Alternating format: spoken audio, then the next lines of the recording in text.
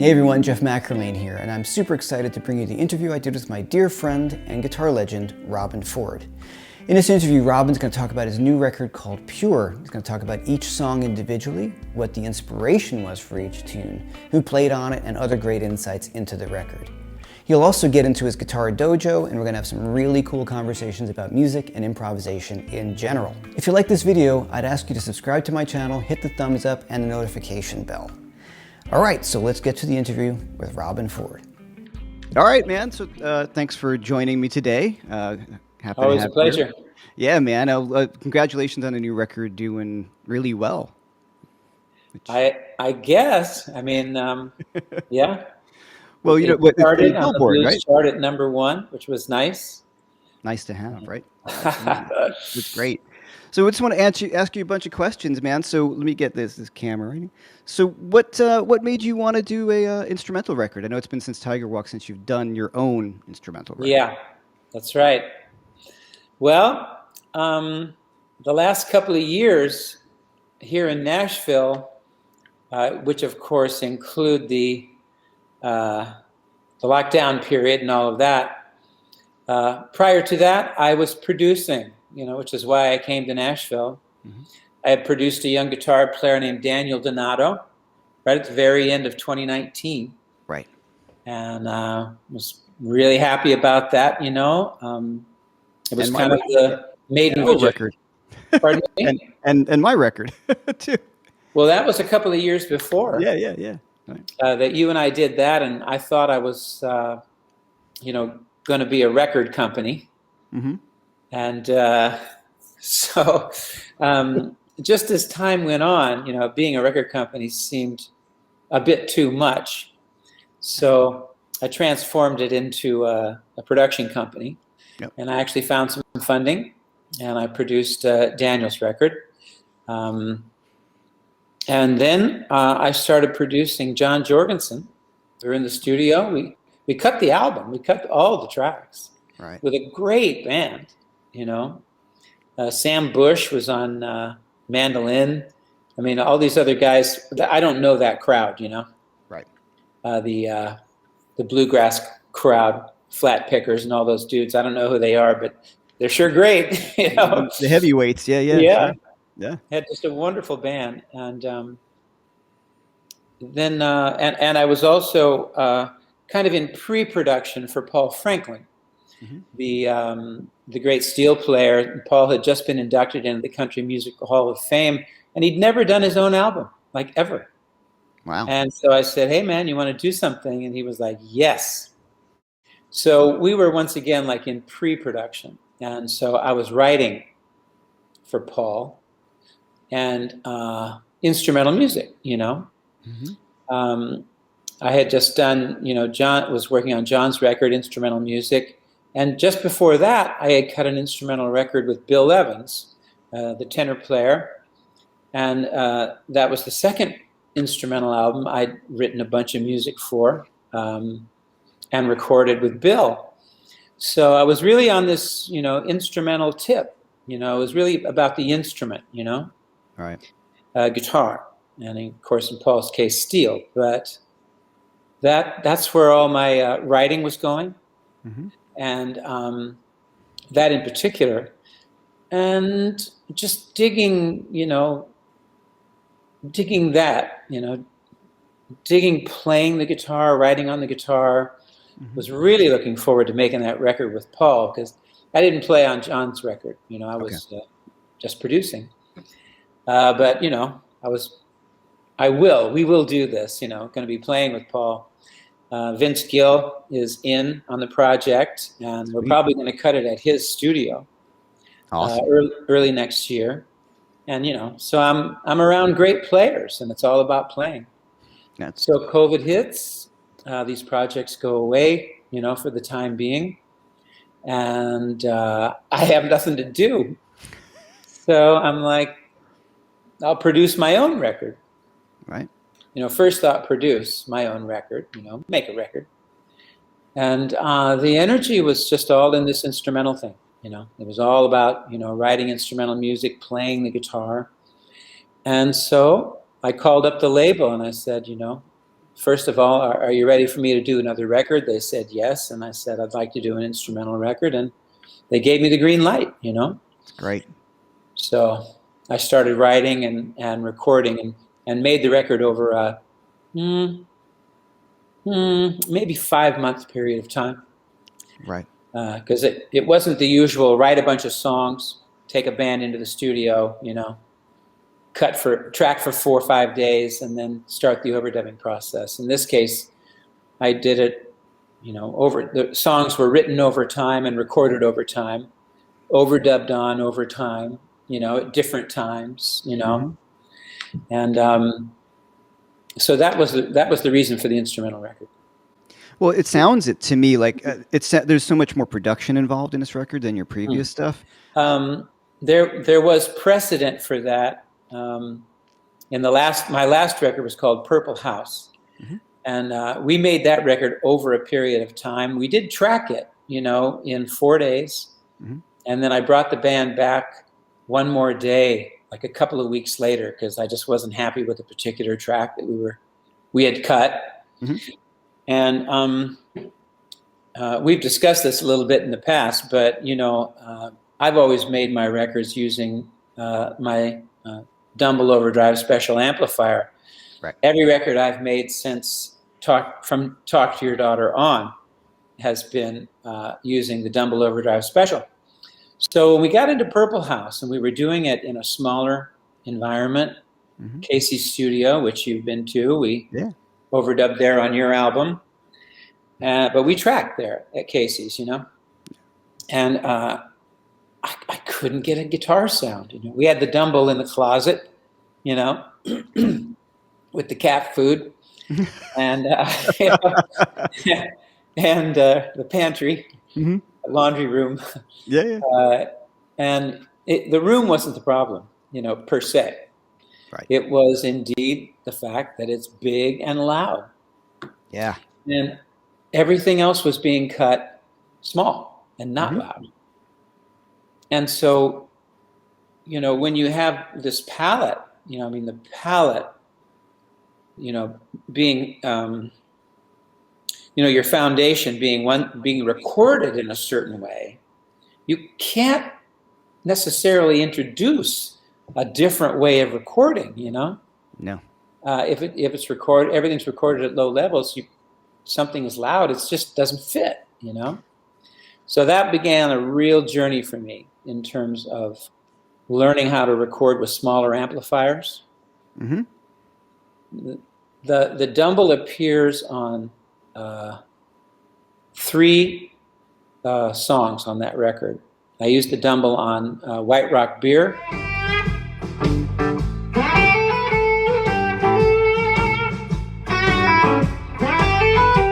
I used the Dumble on Blues for Lonnie Johnson.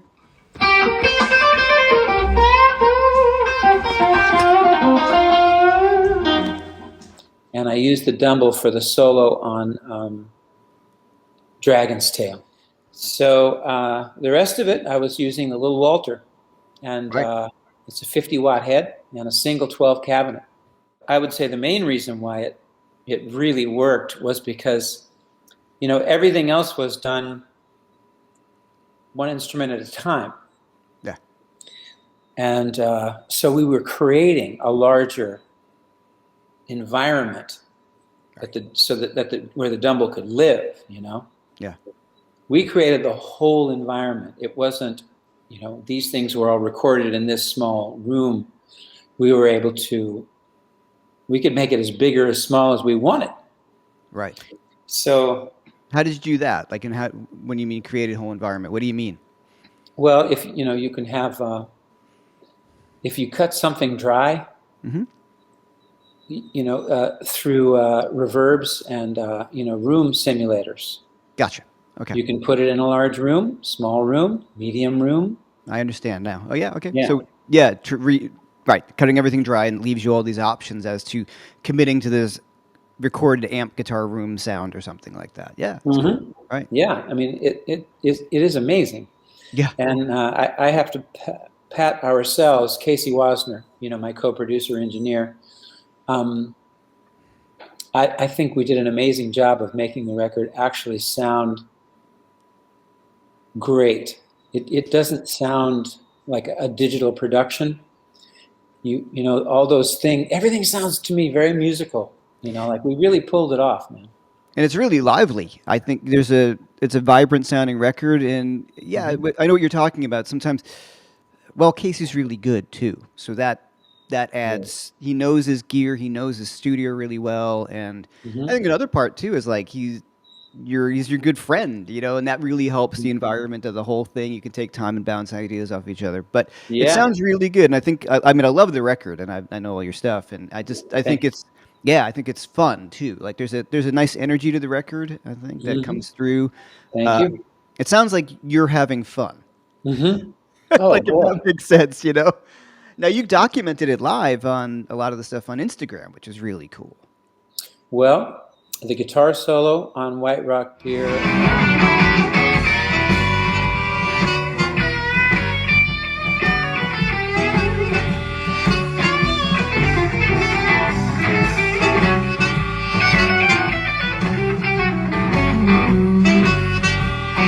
Guitar solo on Blues for Lonnie Johnson.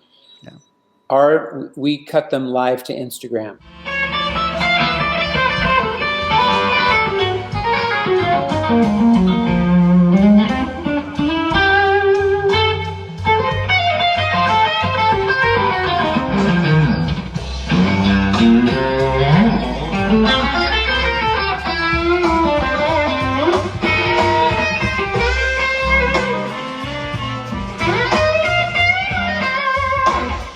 I was like, hey, everybody, Hmm. here we go. Yeah.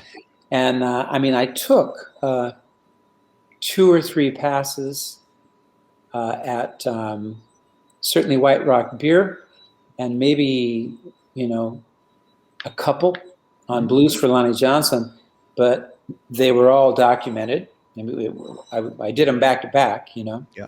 The whole session was well over 40 minutes on it live on Instagram. Hmm. And the performance that's there is the performance that was played from beginning to end. You know, it's not a Awesome. combination of 2 different performances. Nice. So straight up live, and yeah, thank you. I was really real proud of that. You Man, know, the Lonnie Johnson, I think the Blues for Lonnie Johnson is one of my favorite things you've ever done. thank you. Me I just too. love. Oh, great. Oh, I'm good. I'm glad it's Mhm. not just me. Thank you. And Yeah. I actually feel, and I just had this thought as we started to talk about it. Like for me, that has some of the qualities of the "Talk to Your Daughter" album in it. To me, you know, that record, man. That you know, Hmm. that was just we had to make it quickly, and it's just playing. Yeah. You know, so it was the live component, I think, that did that. You know, it's like here it is, warts and all. You Yeah. know, so it's a straight through live performance, and people are watching me, man. I'm Well, not stopping and starting and maybe, fixing. yeah, maybe it's the audience, even like you said, like you know, you're live on Instagram and how many hundreds of people are watching you take it. So it's like Hmm. performing. It's performing. Big time. And now, did you do all the horn arrangements yourself too? Yeah, I wrote the horns. No, they're great. Bill Evans and Jeff Coffin. Oh, excellent, excellent. Good players once Yeah. again. Now, can you talk about the little Walter amp? So, how'd you work out that stuff with them? Well, you know, I'm trying to remember if I first heard about Phil Bradbury, maybe from Vince Gill, Okay. because Vince uses the little Walter amplifiers. So he you know made a head for me, and it's not custom. You know, it's just his 50-watt head, Hmm. and a variety of cabinets. We tried to try different speakers. You know, I liked it. I just liked it, and I really made an effort to get to know the amplifier.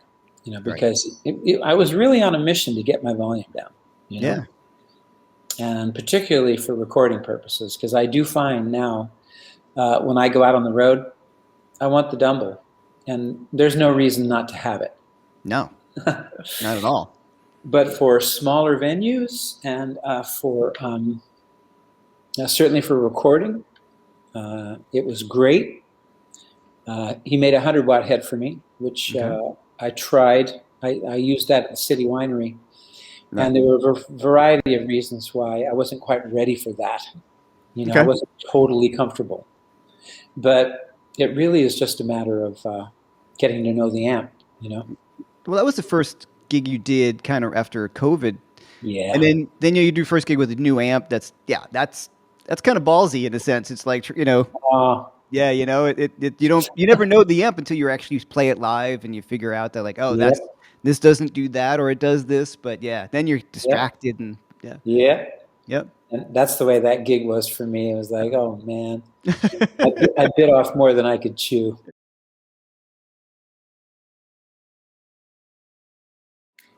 The first couple of things that I wrote, man, I was really, I felt like I'd given myself a hell of a challenge to make an instrumental record.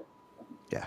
And I say this, not only because I hadn't made one in a while, but the people who make guitar players, who make instrumental records, there are so many amazing guitar players out there making guitar records. Yeah, crazy the level now. Yeah.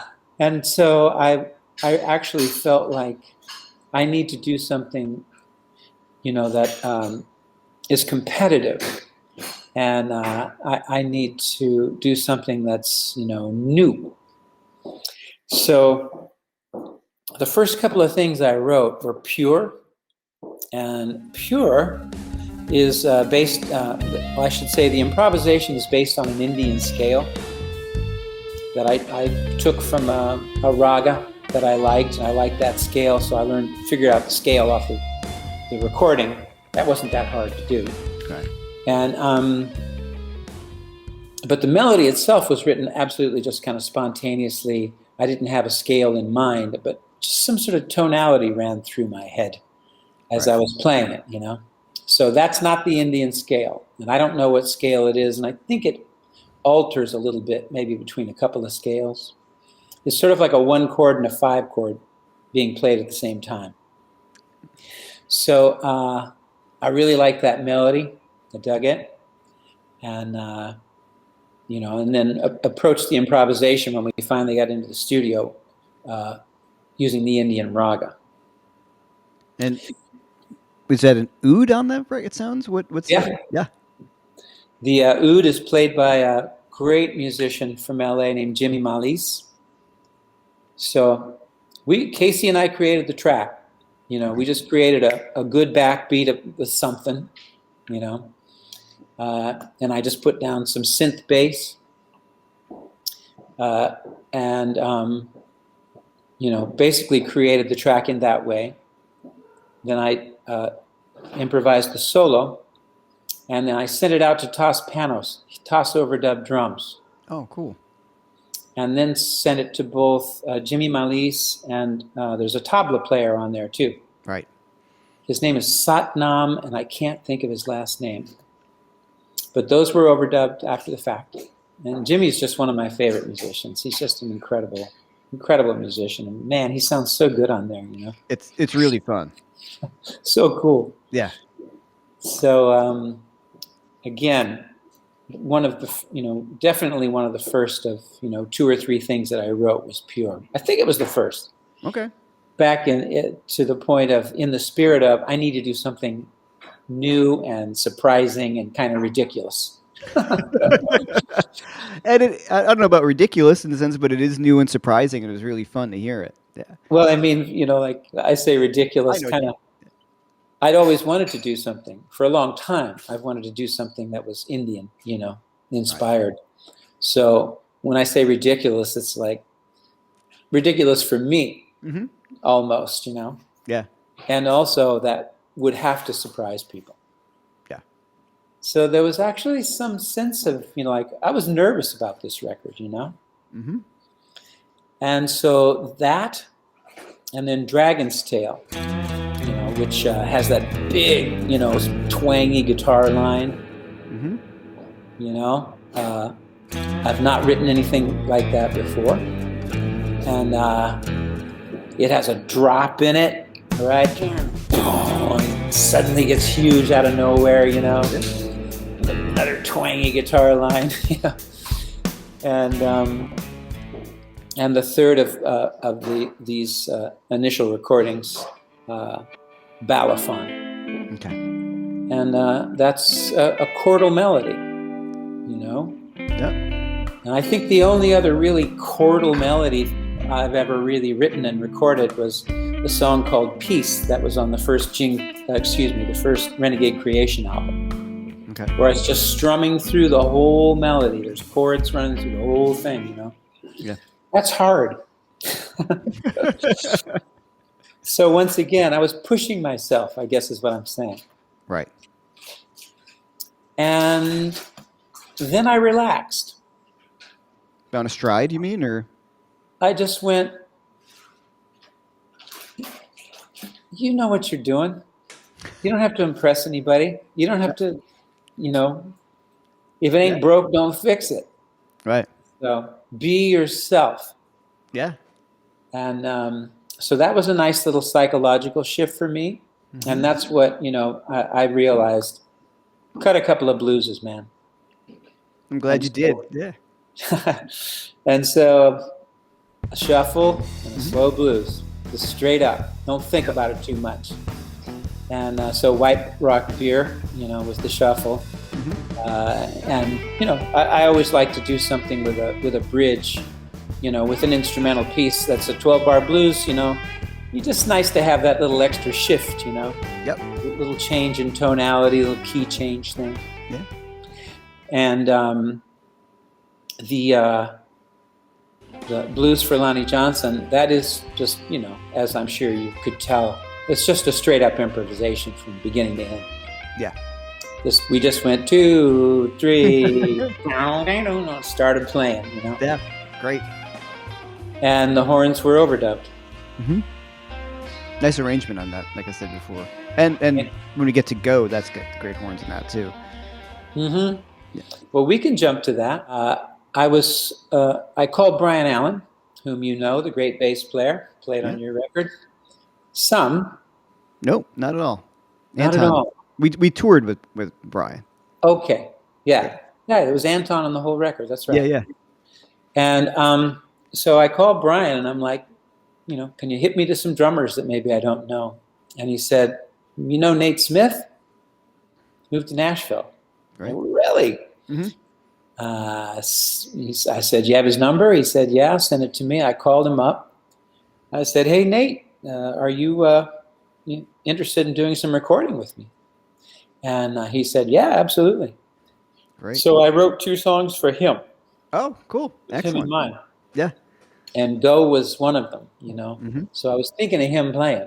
And I picked up my Epiphone, and I just was standing in the living room, and I went, like, that feels good.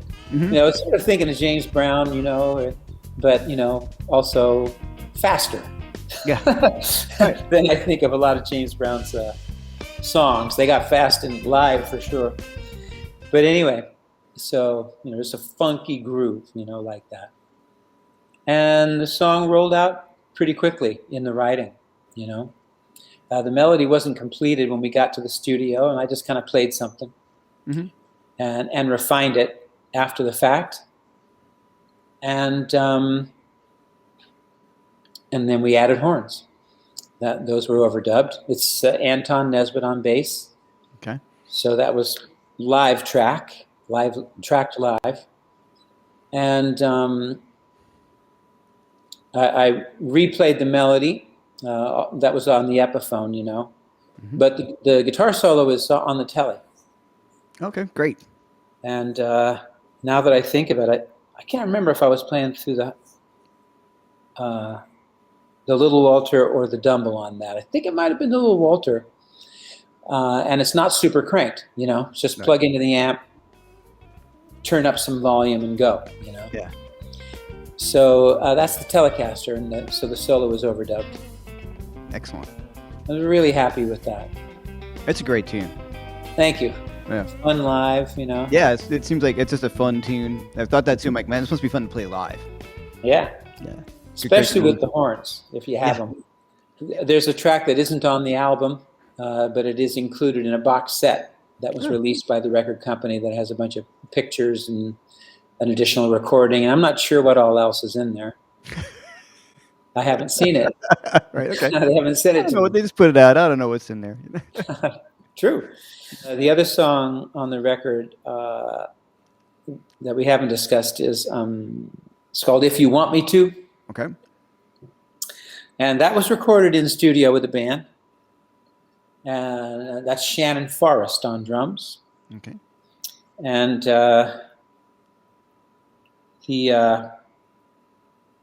the writing of that song was here it is. The riff to that song,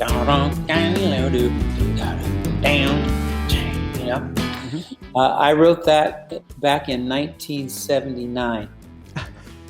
That Cool. riff. And it was a different song. There was a whole nother B section to it, than what is on the record, on which, what we did here. But I was just like, I don't know. I remembered the riff, and it had been just kind of in the back of my head. Mm-hmm. So I thought, it's a good riff. Let's see what we can do with that, So I wrote the song, which basically was just a bunch of chord changes. Right. After the riff is the main thing, and then I'm just improvising around the riff. And then when it goes to the next section, that was all new. And I'll tell you what, man, a lot of the things that happened on that record were just a product of, I just happened to be sitting on the couch, like fixing something else, or overdubbing a certain part, And then I would just keep playing. And that solo on "If You Want Me To," again, I wasn't planning on it. Yeah. Right. But it just started going, and I found something that I liked, that was kind of melodic. When it shifts to the second part, it plays, down, down, down, down, down, which is the title. Right. If you want me to. If you want me to, Okay. All right. Yeah. So it was just sort of there. And then I just kept playing. I had no intention of, doing the solo with that super overdriven sound, that's right. all overdrive. It's just like cranked tone, Yeah. And I just kept playing and played and played and played, and then it was over, and there it is. Perfect. And shit happened like that kind of throughout the record, Well, I think maybe because you've got this you're in a creative flow that, when that thing starts happening and you've got this single thing going on. And I guess also like with COVID, there's nothing else really going on. So the focus, maybe for the first time in a long time, you can make that record and creating music the main focus, as opposed to I got to tour, I've got to do this, I've got to do that. It seems kind of well used to the time, the downtime, which I think is hard to do in modern life, right? To take that much time to create this thing, Yes. That's and my ramblings. it allowed for playfulness. Right. Nobody's watching. It's just Casey and me. You can come back the next day. Right. But those things would happen spontaneously. Yeah. It wasn't like an attitude that we necessarily went in with. I mean, I don't know about Casey. I don't know what his thinking. He's very open, as you know. Yeah. And again, very good. Casey Wasner, Purple House Studios, Nashville, Leapers Fork, Tennessee. Great location no too. website. He's hard to find. Yeah, it's fun there. And you walk outside and you're like in the. Yeah, surrounded by trees and squirrels and birds. Yeah, exactly. It's really great. So he needs a better coffee maker, though.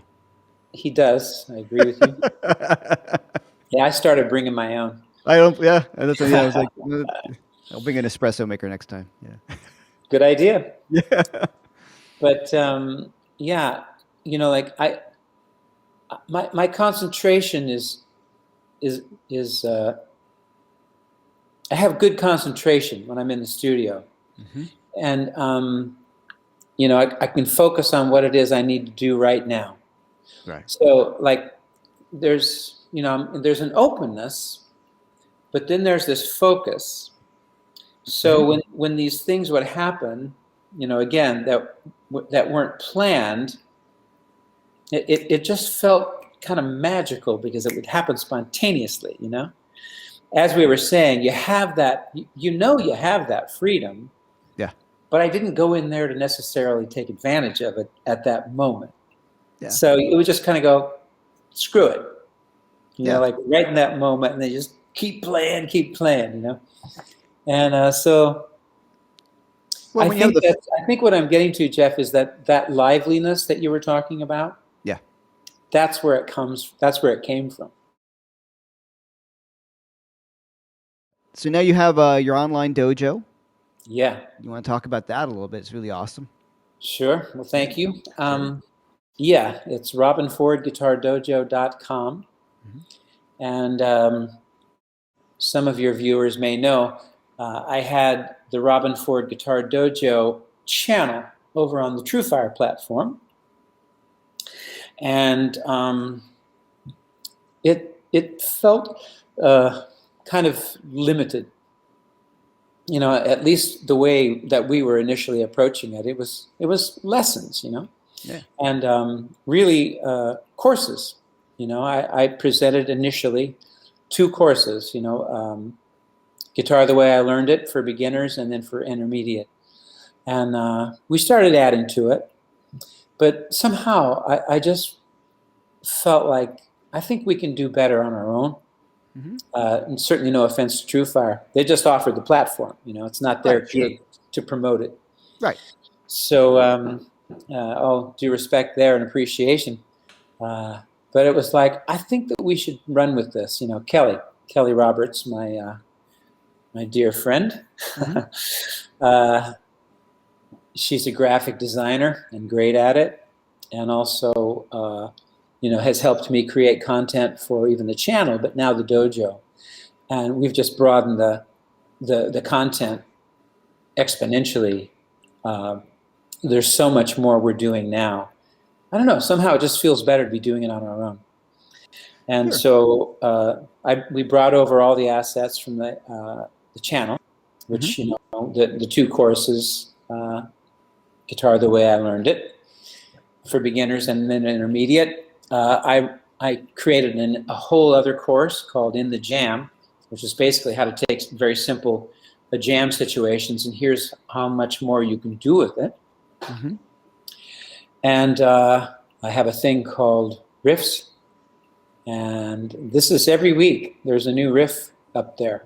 I mean, if anybody wants to know what I'm doing, I'm giving it away. Sure, absolutely. There's something called No Talking, and that's just I sit down with guitar and play for a bit.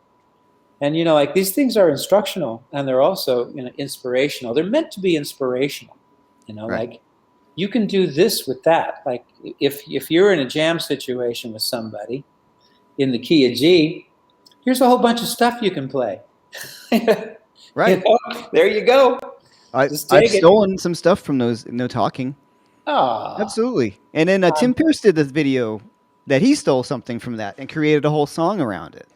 Oh yeah, he was. I'm not. Maybe it was on the dojo. Did he get it from the dojo? It was on one of the No Talking videos, I believe. Something in G. Yeah. Right. So yeah, he thought it was great, and he's like, "I'm just gonna run with this thing," and then. So I'll put a link to that video so people can see them talking about it as well. But then what I love about it is you are just saying this is what I would do in this situation, as opposed to somebody having to figure it out off of a record or you're explaining what it is you're doing and the thought process behind it. So I think it's really invaluable. And I think people need to. I think sometimes people want spoon fed, and you're like, no, this just play with this idea, and you kind of show how you build upon it as well. You're not just showing like here's a lick. It's the thought process behind it. So that to me is the invaluable stuff because you're learning what you're thinking about as opposed to just here play this and I'll see you next time. Yeah, most traditions of improvisational music certainly have a very strong component of it's kind of teacher student. It's not by the book. And I had the great privilege of being, well, you know, I worked with George Harrison many years ago, 1974, a very long time ago. Yeah. But that particular tour, on that tour was Ravi Shankar in a 16-piece Indian orchestra, right? So I, again, had the good fortune. I stayed at Henley-on-Thames, George's place, Okay. for 5 days. And I think he wasn't even there. And I can't remember exactly what the circumstance was and why I was there, Mm-hmm. but I was. Okay. And Ravi was rehearsing the orchestra in the ballroom. There was a ball, you know, well, it had been transformed into a ballroom. Henley-on-Thames, his place in Henley-on-Thames was, it was a nunnery initially. Okay. It's beautiful, ornate, you know, big. And there was a room, I don't think it had been a ballroom for the nuns. It had been turned into sort of a ballroom. There was a chandelier, you know. It wasn't enormous, but it was big. Yeah. And at the back of the room was Ravi Shankar rehearsing Ala Raka, El Subramaniam. I mean, all these like legendary Indian cats. Yeah, yeah. Hari Chiosaria, a flutist. Incredible. And at the other end of the room, where you would come in, just off to the side there was just big old pillows and shit. So I would just sit on all these big old pillows, drinking tea, you know, English tea, and watching Ravi rehearse the band. Wow. I mean, it was amazing. So he sang everything to them, and they would play it back, and he'd go, no, he'd sing it, and they would play it back. And that's how they learned all this music. Wow. He wasn't even showing them. He would just sing it, and they would find it, you know? This is the kind of thing that it propels you, you know, forward when you have to sink or swim, you know? It's just, you learn faster. You know, it may be uncomfortable in the beginning, Sure. but you learn faster when it's like, demonstrate, now you try. Demonstrate, now you try. And, you know, with things like no talking, for instance, you know, you can stop it. You can go back. Yeah. You know, you can watch again and associate the sound to the fingers on the fretboard and learn it that way. So thank you for saying that, you know, the no talking things, that I would hope that people can pick up things from that. You know, I'm not doing it for my health. Musicianship, like learning musicianship and the skills of actively listening, and then how these things progress into other things. And I think did you ever hear that interview that Paul Desmond did with Charlie Parker? No. Desmond saying, you know, so did you have to practice? I mean, you know, everybody considered Charlie Parker just this super genius, you know. Yeah, yeah. You know, did this come easily to you, kind of thing? And he said, you know, oh, you know, Paul, there were many like 10, 11, 12, 15-hour days. Yeah. Wayne Shorter said that about John Coltrane. He said it takes hours and hours and hours of, you know, to get that kind of facility on the saxophone, you know. Yeah. You know, there's only one way to do that. Yeah. Practice. There's no magic bullet to that. Nobody's just born with that. You know what? Let's add to that though. Yeah. Because it's kind of the other side of the coin, you know, like a lot of people get scared. And because it is a lot to ask. In fact, it's too much to ask of many people, and their interest isn't even that, you know? Right. Yeah. So, you know, John Lee Hooker, you know, he knew how to play 3 or 4 things on the guitar, period. But he's John Lee Hooker. Yeah. You know, B.B. King, you know, he continued to evolve for a good period of time there. He did, for sure. Which is wonderful. He really cared, you know. Yeah. But, you know, he was never going to be able to play, you know, like Wes Montgomery, you know, or Jim Hall, or a lot of different people, you know. But he played. He gave himself to it, and um, yeah, you just need to apply yourself, really, and like let your fingers hurt. Yeah. Let your fingers hurt for a while. Right. You got to put in the time. That's Yeah, it. One thing yeah. I think you neglected to mention is if you're on your dojo, you do live streams where you're performing, so you actually get a private concert, right? That is right. It's like a full hour performance for Currently, we have a silver and gold membership, Okay. and the gold membership indeed gets a live concert every month. So far it's been me with a band. Mm-hmm. It might happen in the future, just in my living room. Mm-hmm. With just me or me and one other guy or girl or something. Yeah. But yeah, it's a show. Great. So I want to say, thanks so much for spending the time today, and going in on Pleasure. the record, which I think is a ton of fun hearing the background stories and all the stuff. Like I said, I love the record. Everyone wants to get it. Whereas they can get it on all the standard spots, of course. But All the standards. Certainly. I mean, I buy most of my music. I just buy it on iTunes. yeah. I don't have a CD player, and I Hmm. don't have a vinyl player. I do in California, but I never got it out here. Yeah.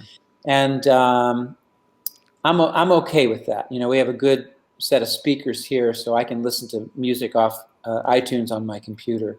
Right. But I say all this in the spirit of, I don't stream. I never stream. I don't have a Spotify account or any other streaming thing, because musicians don't get paid. Other people get the music, and musicians don't get paid, and they actually paid money to make it. Hmm. So I always like to say, streaming's for kids.